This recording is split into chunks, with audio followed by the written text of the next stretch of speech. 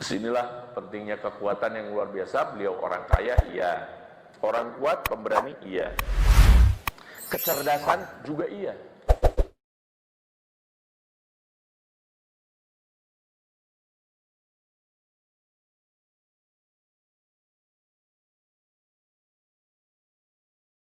Syirotakal akrobin, maka peringatkanlah keluargamu yang terdekat dulu. Dan kita semakin jauh sekarang. Sama apa jauhnya? Silaturahmi kalah dengan aplikasi. Semua sekarang akrab dengan handphone. Dan demi Allah, saya negara-negara Timur Tengah, terutama Saudi Arabia, kenapa begitu direpotkan dengan kuota, direpotkan dengan jaringan, direpotkan dengan fasilitas handphone, dimahalkan. Lagi di Mesir, mahal, kalau yang asli-asli itu. Mereka itu betapa rumit untuk mendapatkan itu semua. Di Turki juga sama, tapi kehidupan masih terjaga. Walaupun di kota mah tetap ya ada. Cuman rata-rata kalau di kampung itu mereka masih guyub gitu hidup nanti. Dan sekarang coba kemarin, Ibu rasakan nggak perubahan Idul Fitri kemarin? Bapak kerasa nggak? Bahwa lama kan abring-abringan, mau rantang, mau naon gitu ya. Bukan berarti kudu marawa rantang, bukan. Ya kan? Betapa ini deh asa kurang sampurna lamun tepenak ulah jeung ieu tepenak kerinduan. Sekarang malah keun bae lah ge isu ge aya deui cenah Idul Fitri. Jadi sudah mulai garing gitu. Garing spiritnya. Ya, nah ini. Jadi sudah dipecahkan masing-masing itu dengan cocokan, dengan mainan. Semuanya. Bahkan jangankan dengan tetangga, di dalam keluarga pun kadang-kadang tidak memperhatikan satu sama lain. Susah banget disuruh sholat, oke kan. Kalau udah lagi ngoprek, lagi anteng, bahkan anak itu sampai guguakan udah kalau dicabut handphonenya gitu. Karena memang sehari-harinya diasuhku Samsung jeung iPhone udah. Bukan diasuh oleh kedua orang tuanya. Karenanya hadirin sekalian yang dirahmati Allah Subhanahu wa taala, itu kalau sudah jahar berarti sudah siap, dan Umar yang siap menantang semuanya.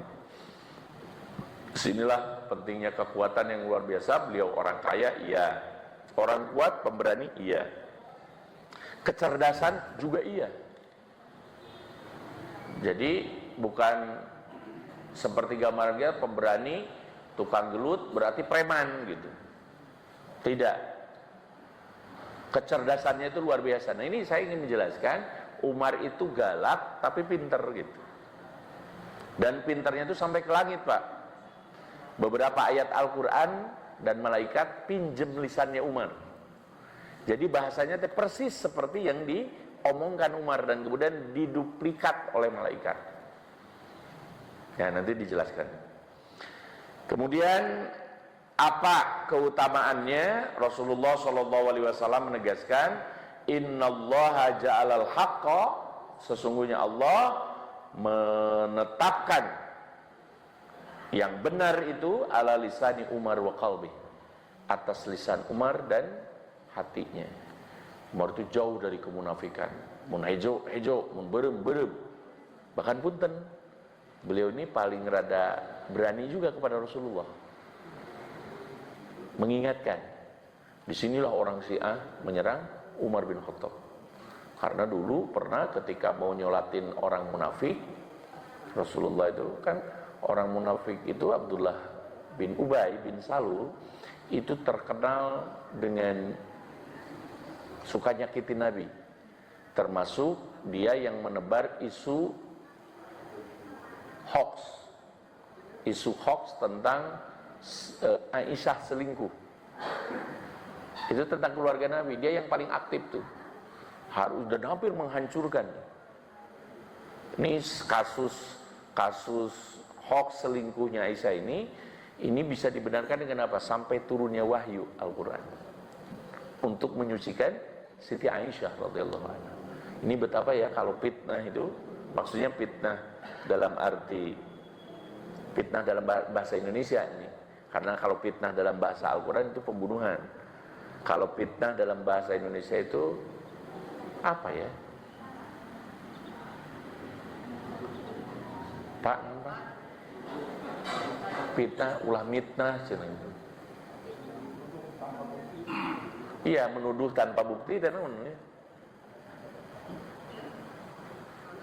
ya karena penyambung maka ditutup wae dugi ka dieu ya. Berarti gak connect kita. Ya kan? Karena ya fitnah lah gitu. Memfitnah ini dahsyat itu. Ya, sampai keluarga Rasul, keluarga Abu Bakar semuanya hampir terpengaruh. Saking canggihnya orang munafik menyusun desain. Apalagi kita. Maksudnya gitu. Apalagi kita yang mungkin keimanan jauh dibanding para sahabat Rasulullah SAW.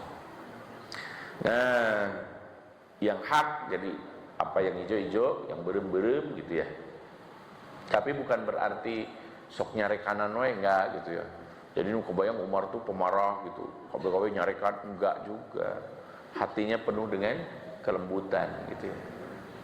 Ayo urang mah kan kadang-kadang lamun tegas teh galak gitu. Nyarikan wae mere duit tara gitu. Akhirnya pelit dan galak gitu. Ini dua sifat yang jelek. Ini kalau Umar bin Khattab itu justru dermawan. Ya, orang yang sangat dermawan. Kemudian kata Rasulullah SAW, laukana nabiyun ba'di, kalau ada nabi setelahku, lakana Umar bin Khattab. Maka yang pantas untuk mendapatinya adalah Umar bin Khattab. Beliau tidak mengatakan Ali bin Abi Thalib, tapi atau Abu Bakar As-Siddiq, tapi mengatakan Umar bin Khattab. Disinilah kita bisa adil dan objektif. Tidak berpihak ke Abu Bakar, tidak berpihak juga kepada Ali bin Abi Thalib, berpihak kepada ucapan Rasulullah yang benar. Umar bin Khattab.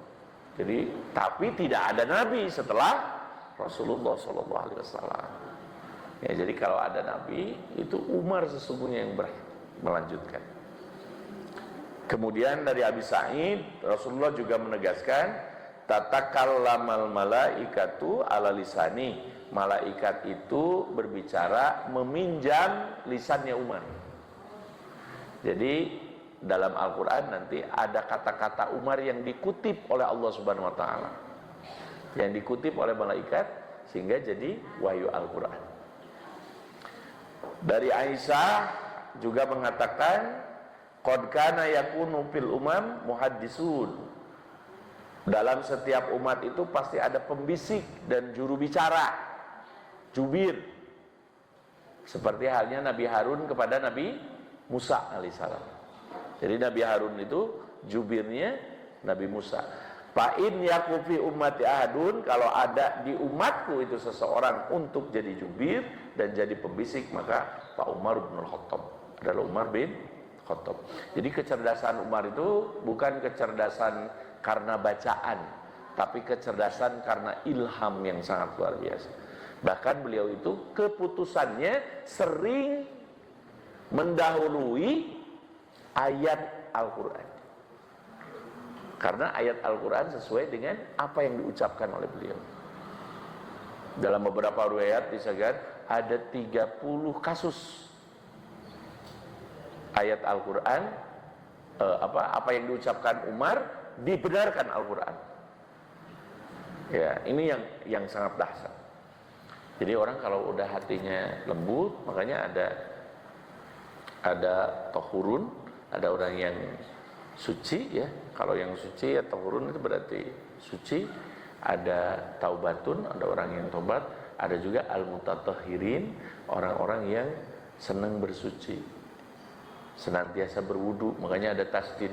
Terus dia pengen menjaga dirinya dengan baik, maka dia berwudu. Ya berwudu terus, karena kalau berwudu terus dia fungsi wudu untuk sholat, sehingga dia ketika mau sholat sunat, mau sholat apapun, dia gak perlu berwudu ketika mau sholat wajib saja. Jadi senantiasa berwudu. Dan Allah itu maha suci, hanya dekat dengan orang yang bersuci dan mau bertobat. Suci fisiknya dengan wudu, suci hatinya dengan taubat. orangnya. Nah, makanya di sini kelihatan kalau Umar itu karena suci hatinya, suci tutur katanya, makanya ilham Allah itu sangat dekat. Sebaliknya, jika kita merasa bahwa panggilan azan, bacaan Al-Quran sudah tidak connect dengan hati, tidak enak didengar dengan telinga, merasa terganggu, ya, sehingga kamari geningan di Ciduhan, ya, yang di Margahayu itu, ya, si bulenya langsung kabur itu, si bulenya langsung kabur, tapi ditangkap langsung.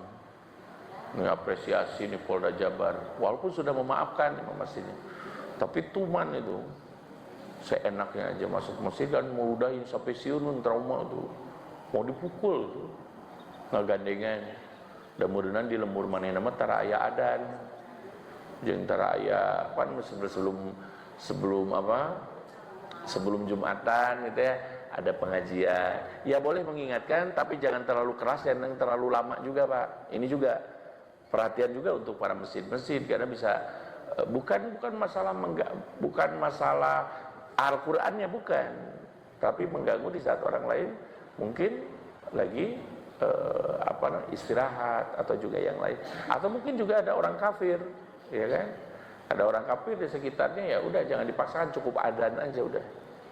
Gitu ya, tidak boleh dengan yang lain-lainnya gitu ya. Nah, termasuk pengajian gini ya udah jangan kasih kesempatan untuk ngaji di rumah. Misalkan ada kakupingnya di masjid gitu ya. Ada keluar, misalkan ini keluar atau saya bari bobo, akhirnya ngaji beres, sare ngelai gitu ya. Nah, ini jangan sampai begitu gitu ya. Jadi udah yang datang ke sini udah biar datang ke sini, makanya cukup dengan di dalam ruangan aja gitu ya, udah cukup kita aja. Ini satu sisi kita harus tegas tapi dengan ilmu, sisi lain juga harus menghargai apa yang menurut aturan syariat harus dihargai, ya kan? Nah, gitu. Jadi sehingga kan maca Al-Quran, kadang kan maca Al-Quran teh justru yang maca Al-Quran itu HP-nya atau orangnya, kaset dulu kan, HP-nya atau kasetnya. Justru yang diperintahkan itu justru orangnya baca Al-Quran, tanpa harus mengganggu orang lain dengan bukan ada suara-suara lah itu, ya, bukan soal Al-Qurannya. Nah, Bapak Ibu sekalian yang dirahmati Allah Subhanahu Wa Taala, dalam hadis yang terakhir, ya, Rasulullah SAW kemudian bersabda dari Anas bin Malik radhiyallahu anhu, beliau menegaskan, dakhaltul jannah, aku pernah masuk ke surga. Fa idza ana bi qasrin min dahabin, tiba-tiba aku melihat istana megah terbuat dari emas. Istana megah terbuat dari emas, bukan kubahnya aja. Jadi kita ada ya kubah emas itu. Ini istana megah dari emas. Fakultu, maka aku bertanya kepada para malaikat, liman hadzal qasru, untuk siapa sih istana ini? Kok megah banget gitu. Terpesona Rasulullah melihatnya. Qalu, para malaikat itu kemudian menjawab, li syabin min Quraisyin, untuk seorang pemuda dari kaum Quraisy. Maka fadhonantu anni ana huwa, maka kata Rasulullah, aku sudah mengira bahwa pemuda itu adalah Umar. Maka Rasul masih penasaran, karena ini mau direport nanti, mau dilaporkan kembali, dihanap di alam dunia gitu. Ketika habis ke surga, kemudian beliau akan melaporkan ini kepada kita. Wa man huwa, dia qalu Umar bin Khattab, Umar bin Khattab. Nah, berdasarkan informasi inilah yang kemudian ada 10 orang yang dijamin masuk ke surganya Allah. Apakah mereka bangga gitu? Apakah bangga? Jelas ya. Maksudnya apakah mereka itu jadi punten ya? Apakah jadi polontong gitu? Karena ahli surga gitu ya? Cicing itu macam-macam gitu. saya ini ahli surga, kan itu. Ya, apakah begitu? Enggak, justru mereka itu yang disebutkan itu semakin taat, semakin dermawan, semakin baik, semakin luar biasa akhlaknya. Ya. Tidak penghargaan itu melalaikan dirinya dari Allah dan juga Rasulnya. Nah, Bapak Ibu sekalian yang dirahmati Allah Subhanahu wa taala, itu diantara kelebihannya, dan kemudian para ahli ilmu menyimpulkan bahwa lama aslama Umar, ketika Umar masuk Islam, azal Islam itu kokoh katanya. Hanya kita boleh berdoa, Pak. Misalkan ada pemimpin yang kira-kira menurut kita kuat gitu ya, kuat tapi masih mencela-mencela gitu keislamannya misalkan, masih ini, doakan aja ya, doakan. Misalkan doakan, ya Allah, jangan menganggap sepele doa nih, apalagi doa untuk pemimpin. Saya paling nikmat itu di Malaysia, Pak, ketika pas Jumatan itu di Malaysia itu selalu ada doa untuk kerajaan ya, jadi ada doa untuk kerajaan ya, karena kerajaannya muslim, didoakan, bukan menjilat, bukan apa-apa, itu tanda cinta. Karena itu mereka kalau sistemnya kerajaan ya, sistemnya kerajaan biasanya ada kekeluargaan ya, ada keluargaan, jadi itu makin kuat kekeluargaannya tuh, sehingga jarang demo, jarang apa. Wah, ini keluarga kerajaan sudah melarang rakyatnya jangan sampai turun. Kayak di Jogja aja kan, kesultanan ya begitu dekat dengan rakyatnya gitu. Awas, hati-hati jangan turun, udah kata sultan begini, kata raja begini gitu. Sekarang kalau kata gubernur begini, wow, gubernur ini, gubernur itu gitu. Beda rasa nanti. Seperti di negara nenek saya ya, di Ratu Elis ya, Elizabeth ya, tete sebenarnya nenek Elis, nenek Elis ya. Jadi kerajaannya terdapat sorotan gitu, dan keluarganya juga kuat. Akhirnya sekalipun satu rumpun dengan Amerika, beda kehidupannya. Inggris mah rada menak gitu ya, Inggris mah rada menak, dan persatuan kekeluargaannya itu luar biasa. Nah itu ya, itu memang satu kelebihan. Itu didoakan, Jumatan semoga raja kita dilindungi Allah. Itu ingat dulu ketika zaman kekhalifahan juga seperti itu. Tanda bahwa ulil amri dengan rakyat itu bersatu. Ya, saling mencintai satu sama lain.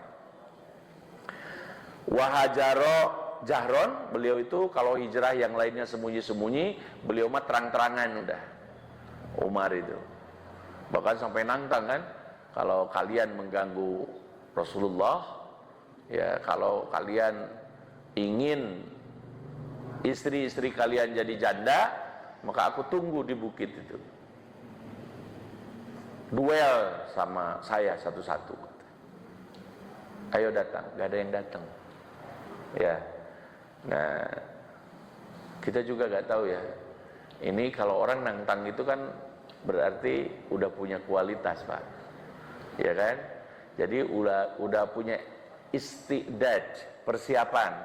Jangan kemudian orang menggeus karena Allah gelut sia jeung urang gitu. Bari teu bisa nanaon? Remek, Pak, udah. Bubuk. Nah, ini bisa dibayangkan kan? Umar nantang, Pak. Ya, apalagi aya juara-juara MMA gitu ya, UFC gitu. Waduh, iya aya nu geus make bintang. Iya, sama mereka dulu tukang duel kan.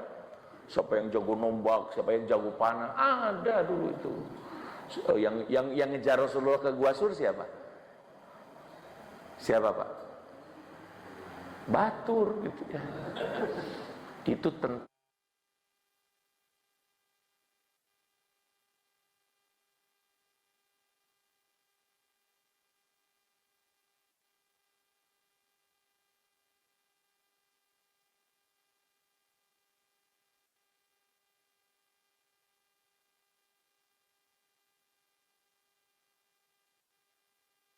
Sur itu kan rada menukik teuing itu kuda sampai ke atas.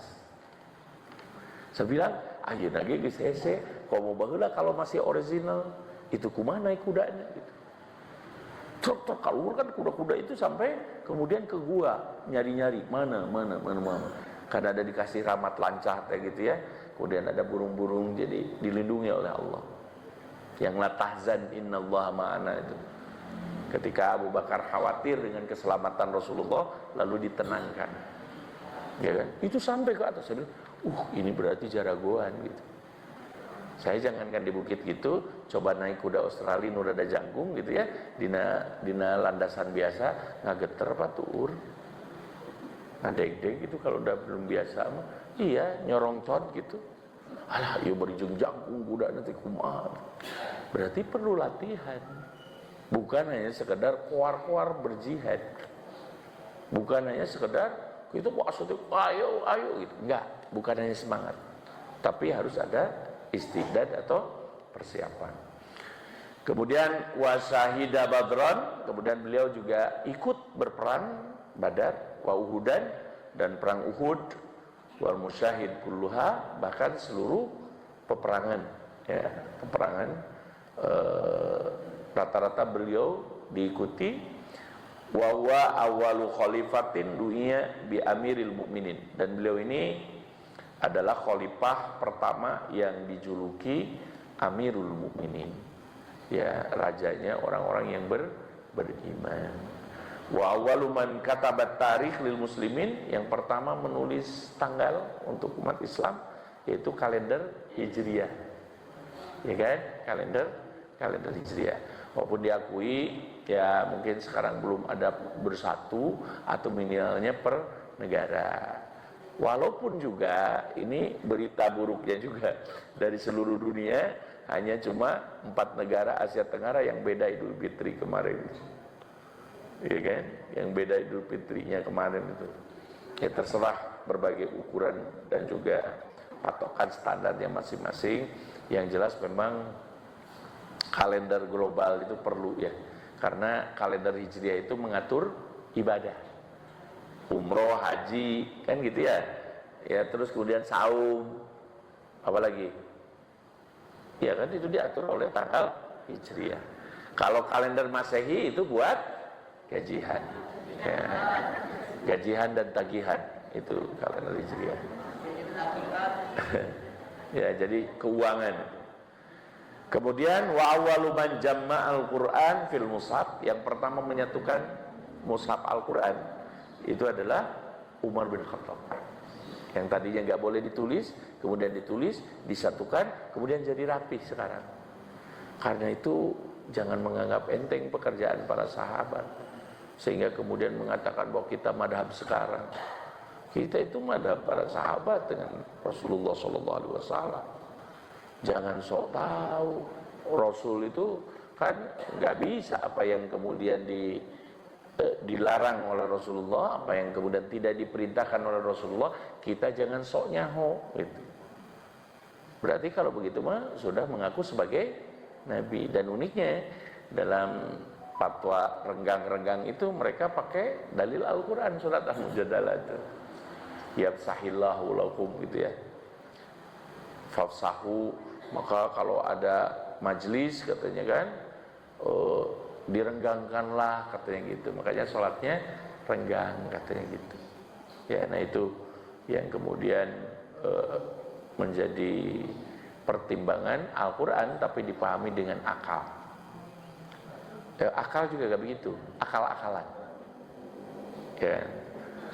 Wa awalu man jama'an nas ala sholati tarawih, dan kemudian orang yang pertama yang memberjamaahkan sholat tarawih. Asalnya kan sholat tarawih tidak berjamaah. Rasul itu sholat tarawih itu berapa hari? 3 hari berjamaah. Setelah itu beliau di rumahnya. Nah Rasul ini ada pertimbangan, khawatir sholat tarawih diwajibkan. Ini yang wajib aja banyak yang tertinggal, apalagi nanti sholat tarawih kalau diwajibkan. Maka Rasulullah saat itu pas tarawih pertama dirilis, banyak yang datang. Hari kedua lebih banyak, hari ketiga banyak itu. Tumpah ruah. Maka khawatir, kata Rasulullah, ini diwajibkan kepada umatku. Maka beliau sering berpikir untuk beban umatnya, karena beliau yang pertama mendapatkan hukum wajib, sunat dan makruhnya. Nah, kemudian setelah itu rada pakem tarawih itu di rumah masing-masing, baru kemudian Umar menegaskan beberapa hal ya. Dan ini mungkin nanti harus ada diskusi panjang kalau soal ini. Di antara yang pertama, beliau tuh menegaskan bahwa berjamaah sholat tarawih, kembalilah berjamaah di masjid sebagai syiar, satu. Kemudian yang kedua, kalau dulu Rasulullah itu rokaatnya pendek tapi suratnya panjang-panjang, makanya kalau sekarang boleh katanya rokaatnya ditambah, suratnya pendek-pendek. Kalau kalian suratnya pendek-pendek, maka rokaatnya ditambah. Inilah awal perbedaan jumlah tarawih. Nah itu secara hukum harus tahu sampai di sini, ya kan? Biar kita juga tidak gampang menyebut sunnah dan tidak gampang menyebut bid'ah. Sunnah itu harus benar-benar ada dalilnya, tetapi juga jangan karena berbeda dengan kita nyebut bid'ah ke orang lain, padahal ada dasarnya. Karena bisa jadi berdasarkan hadis dengan Al-Quran dan hadis yang sama, tetapi penerapannya beda. Ini masih punya dalil, yang salah itu yang tidak berdalil. Jadi kumamanehna. Nah ini asalnya. Bukan? Oh, ada yang mengatakan tidak terbatas, yang penting dua-dua, kan kayak gitu. Ada yang ini nih persoalan kita, tapi kita bertugas untuk memilih ya mana yang paling jelas dari antara perbedaan itu. Kemudian wa awwalu man assa fi amalihi, beliau itu orang pertama yang ngadain ronda malam. Jadi pejabat ini sebetulnya yang harus keliling itu bukan masyarakat, Pak. Jadi kita mah jadi tibalik di Padalarang mah. Justru nu ngaronda teh kudu nama camat, bupati, gubernur, kalau jonto ka Umar bin Khattab, bukan masyarakat di jadwal gitu. Karena awal ronda malam itu dari Khalifah Umar bin Khattab. Waktu keliling itu kan, waktu keliling gitu. Dan sekarang juga kan banyak yang keliling itu. Ya alhamdulillah, banyak yang keliling itu kemana-mana. Malam diketrokan kan, sambil bagi-bagi. Itu mulia pemimpin itu. Iya kan? Sambil dipoto-foto, sambil di gimana gitu. Kemudian kadang-kadang ya siangnya gitu ya juga sama gitu ya. Nah itu. Nah ini ya dikembalikan lagi lah kepada semua pihak, apakah ini bagi mereka ya yang kemudian itu teh kalau memang tidak benar hatinya untuk membantu dan menolong rakyatnya, maka ingatlah untuk para pemimpin nanti, para calon pemimpin ya, dan mudah-mudahan kita juga menjadi lebih baik. Karena gini ya, siapapun nanti ya yang kemudian terpilih ya mudah-mudahan pemimpin yang terbaik ya, yang soleh, yang bisa izul Islam wal muslimin, ya kan? Dan juga kita menghargai untuk orang lain di luar Islam. Kemudian